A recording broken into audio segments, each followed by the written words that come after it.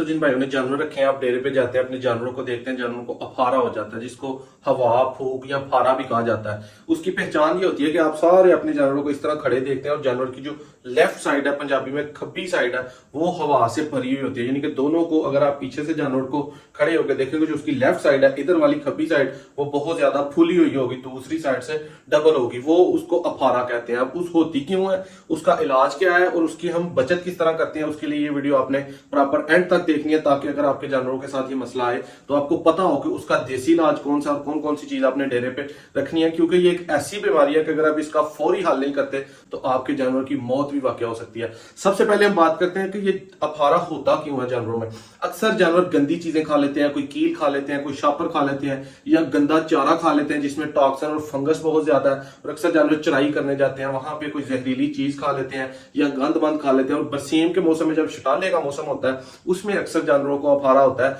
कि वो ऐसे केमिकल्स होते हैं शटाले में, बरसेम में, जिससे को जब जानवर डाइजेस्ट करता है स्टमक में, तो उससे ऐसी गैसें बनती हैं कि उसके साथ जानवर को अफारा हो जाता है। इसकी और भी बहुत वजूहत है, लेकिन जो मेन चीज है वो ये, अगर आप वंडा जानवर का बदलते हैं,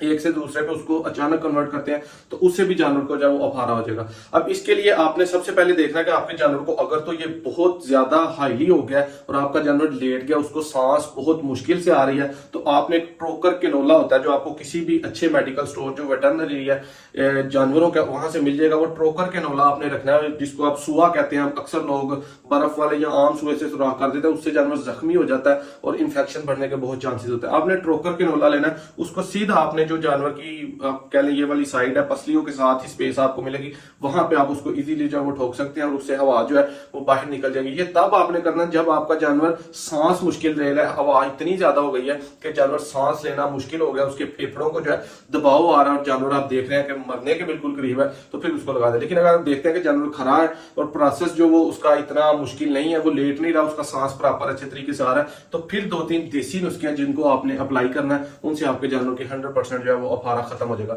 सबसे पहले दोस्तों आपने 1 लीटर पानी लेना, उसमें तकरीबन 300 से 400 जो ml है वो आपने सरसों का तेल लेना और 100 से 150 ग्राम मीठा सोडा लेके उनको अच्छी तरह आपने मिक्स करके जानवर को जो है वो नाल के जरिए या जिस तरह भी आप देते हैं जानवर के मुंह के जरिए उसको जो है वो स्टमक में भेज देना है। इससे जानवर की आहिस्ता आहिस्ता जो हवा है, फूक है, कम हो जाएगी। अपने डेरे में आपने कोशिश करनी है कि पुराना अचार जरूर रखें। पुराने अचार अगर आप उसको आधा किलो से 3 पाव तक देते हैं, उससे भी जानवर की जो हवा है ये खत्म हो जाएगी। इसके बाद दोस्तों कैस्टर ऑयल मिलता है आपको मार्केट में, वो आपने तकरीबन